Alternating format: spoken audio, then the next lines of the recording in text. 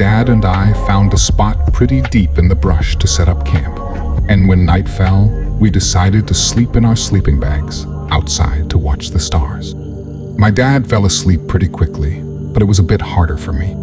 I remember trying extremely hard to fall asleep that night.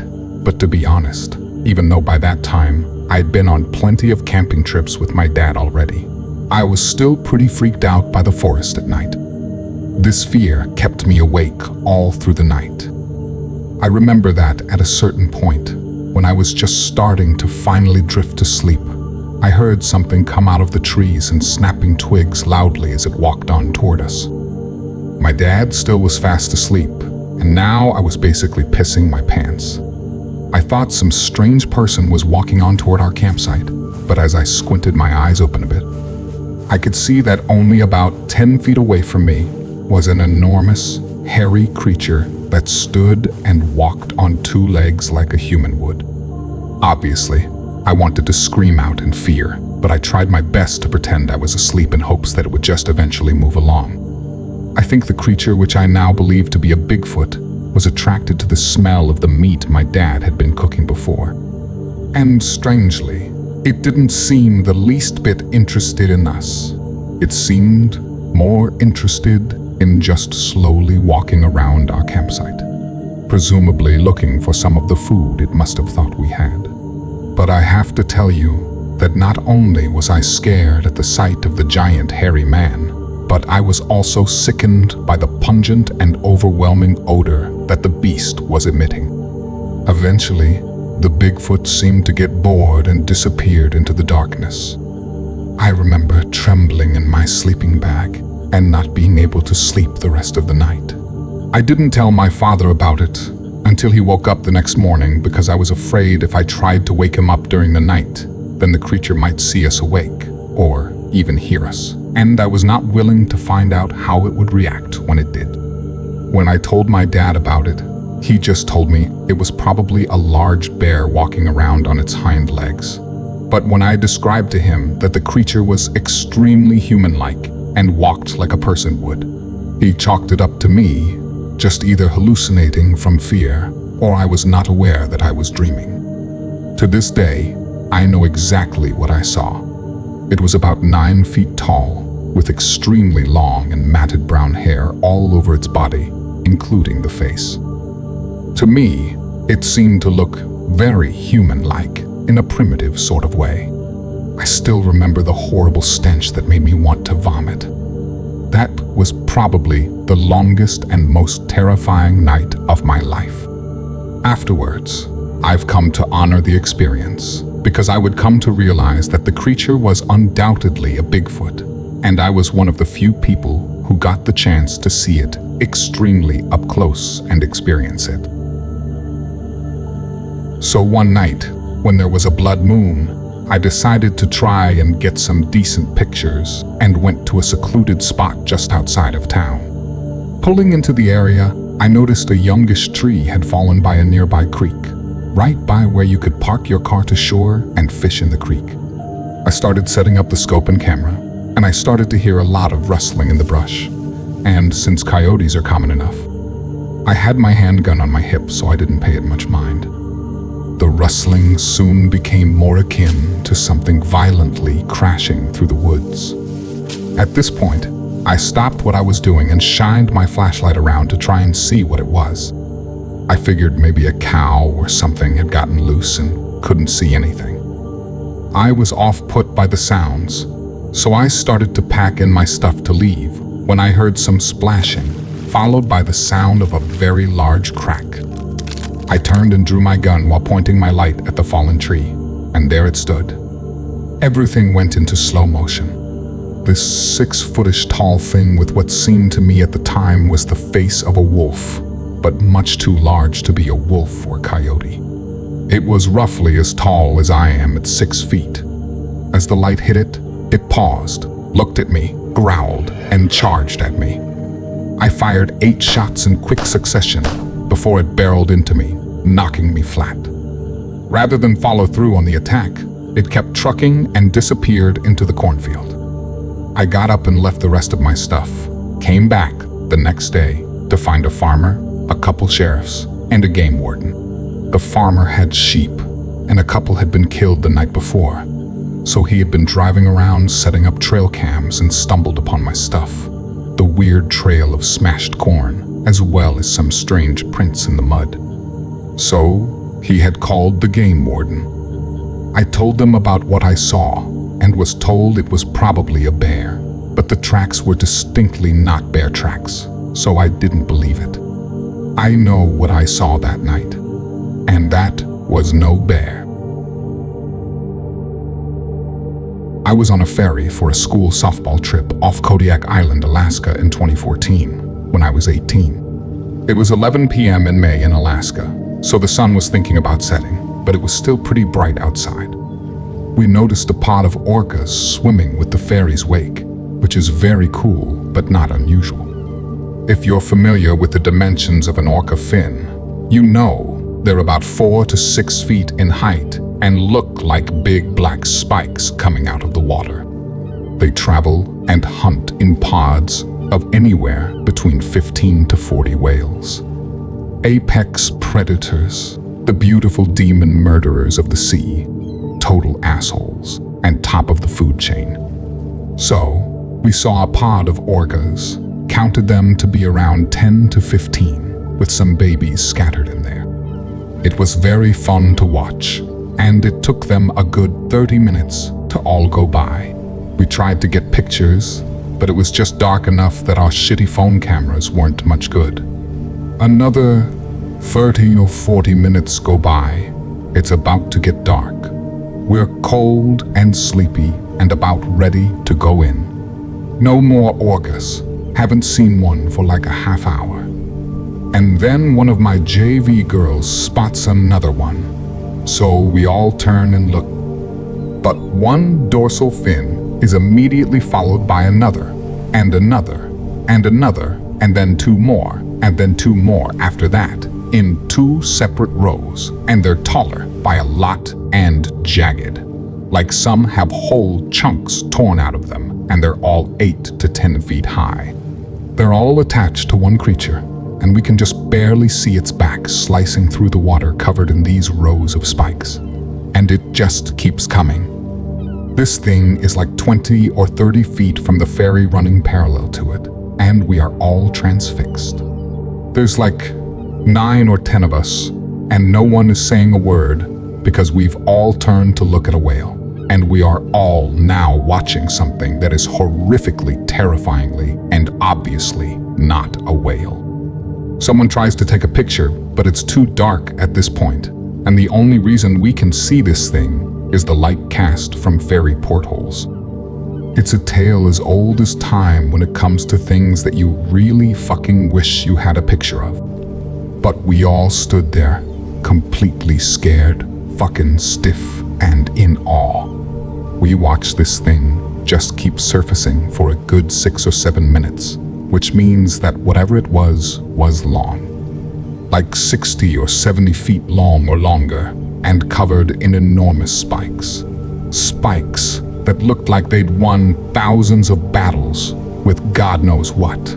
It took what felt like an eternity for any of us to say anything after the last of it disappeared back into the unknown. I mean, if you and like 8 of your friends had just all seen something that all of science had definitely pointed to not existing, and you had all seen the same exact thing, and it was very obviously trailing and hunting, not 1 but 15 something apex fucking predators. What do you even say to break that silence? That's the thing that eats me about the whole thing, is that it was hunting. It was following them. It was literally hunting about 60 tons of toothy, angry, intelligent apex predators. Every once in a while, one of us will hit another one of us up and check in like, do you remember this? Was I hallucinating?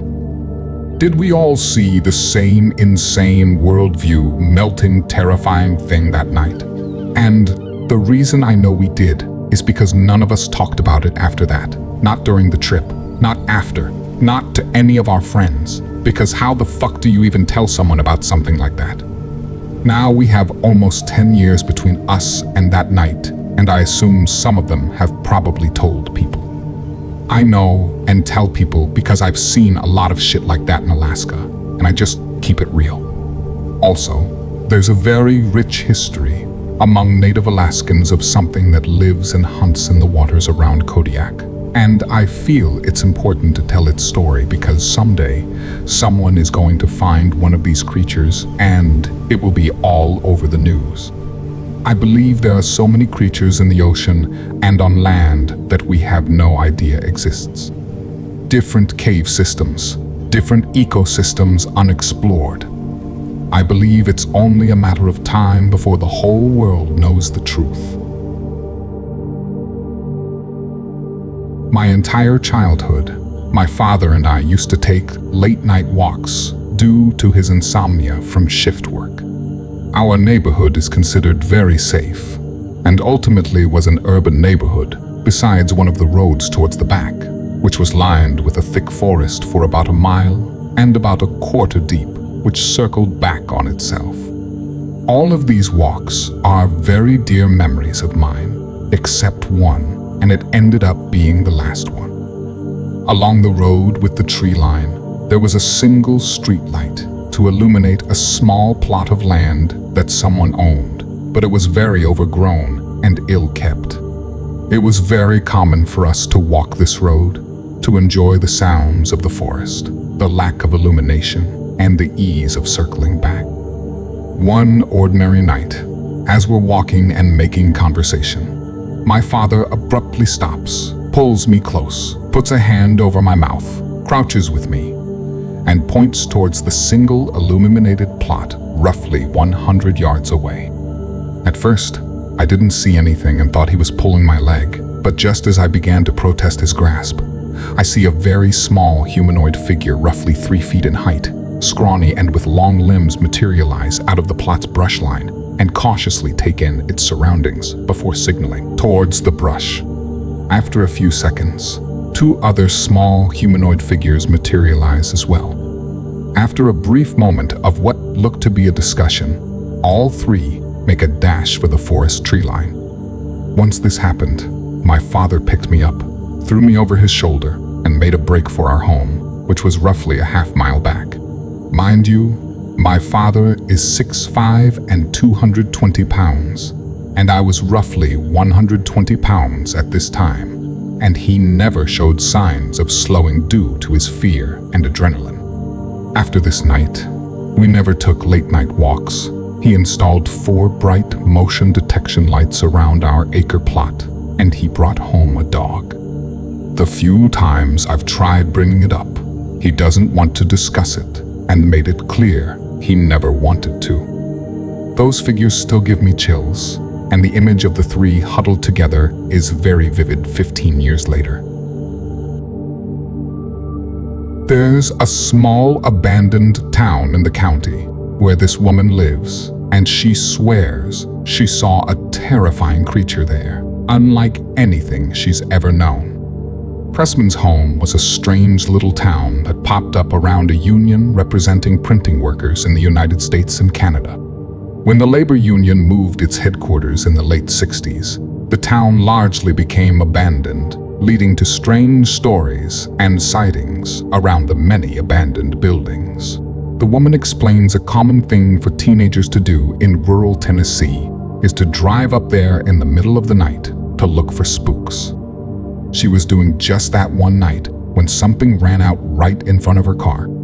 It stopped and looked directly at her, but she could not figure out what kind of animal it was.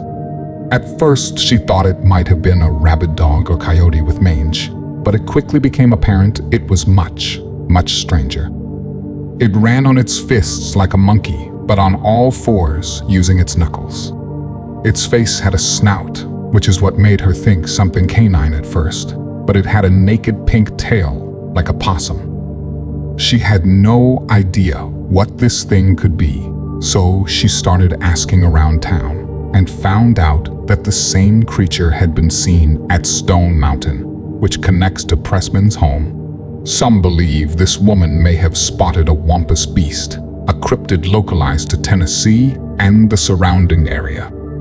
This strange creature is often said to more resemble a cat than a canine, but others say they have spotted the creature there too, and the witness descriptions are not always consistent between sightings.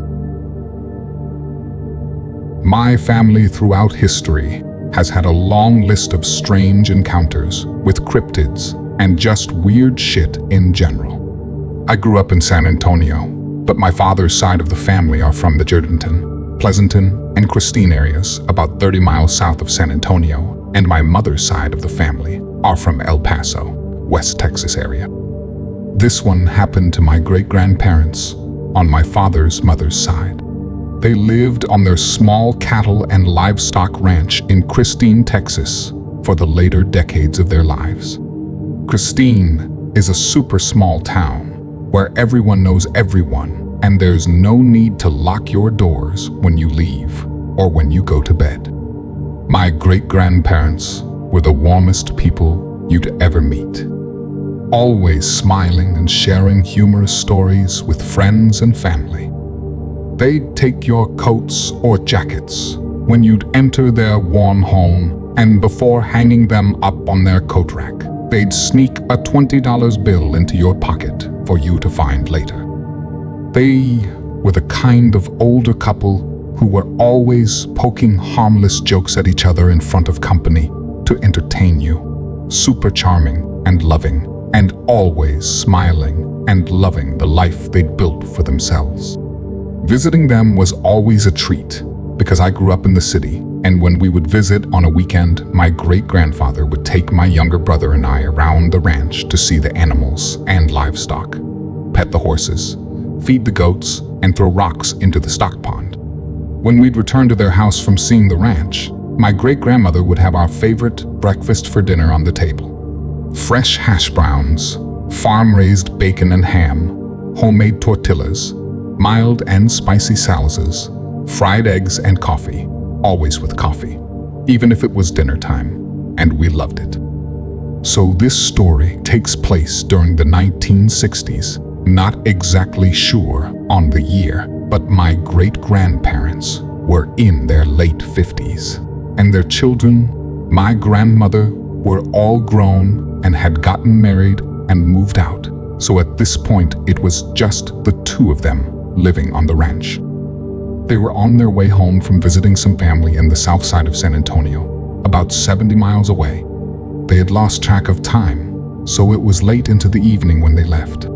So they're driving back home to their ranch near Christine, Texas, and on their route they have to drive over this wooden bridge that extends over a deep creek. I think sometime in the 1980s, a better road was paved into the town that no longer made it necessary to have to take this small dirt road and bridge from Highway 16 to their small ranch.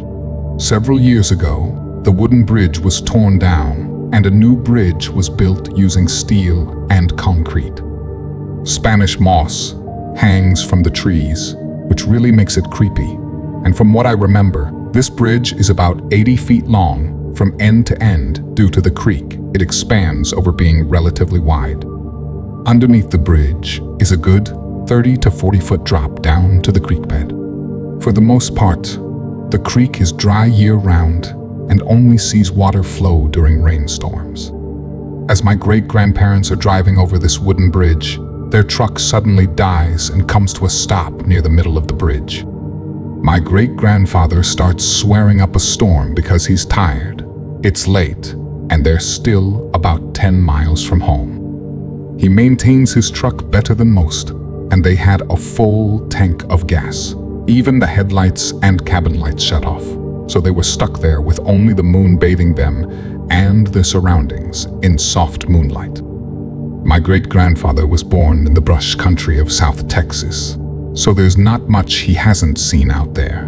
And in this situation, while most people might be a little intimidated to leave the safety of their vehicle, my great-grandfather was in his element out at night in what is essentially his backyard.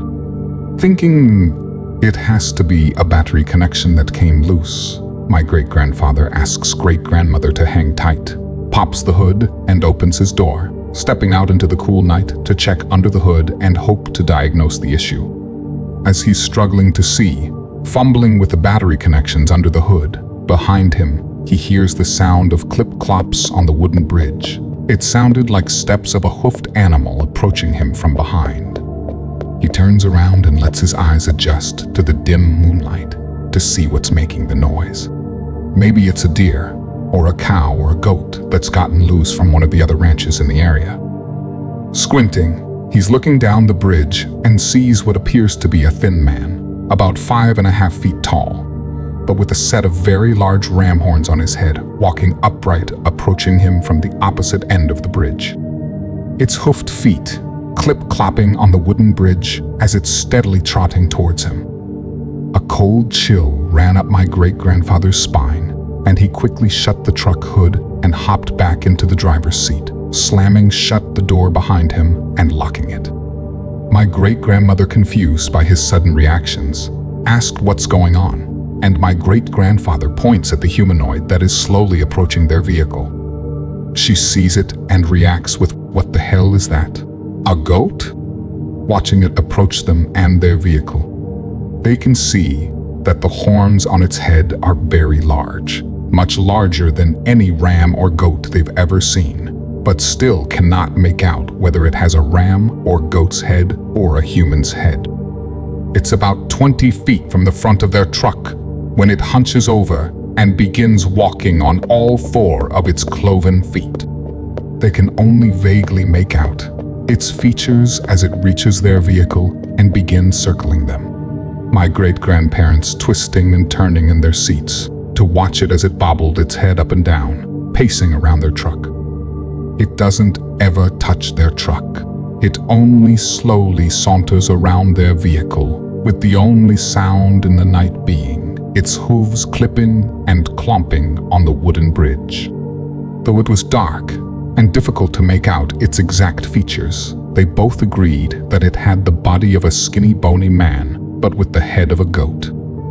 They both said that the creepiest part of the encounter was watching its large horns bobble around the front and rear of their truck, unsure if it was going to do anything to them, and how it felt like an evil or demonic entity, that they could sense it not being a normal animal, but a creature with evil intent.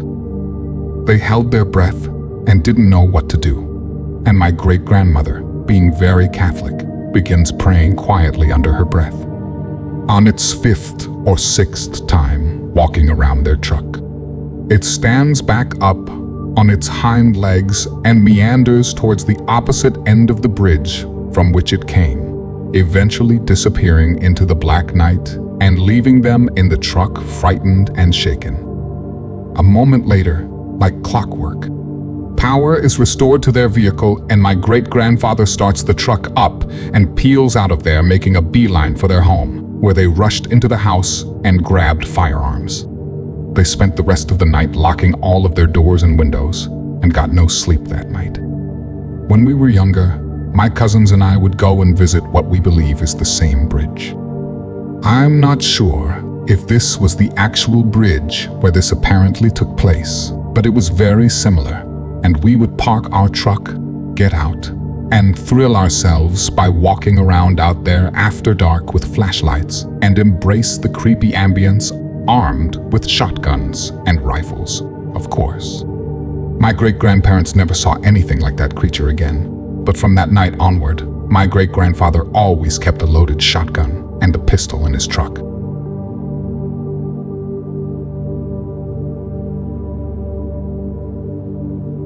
My encounter was in September of 2018. I live on the edge of the Sam Houston National Forest, a 5 to 10 minute walk from Lake Conroe, down FM 1097. Strange things had been happening for about a month, with things coming to my house, weird noises in the woods behind my backyard.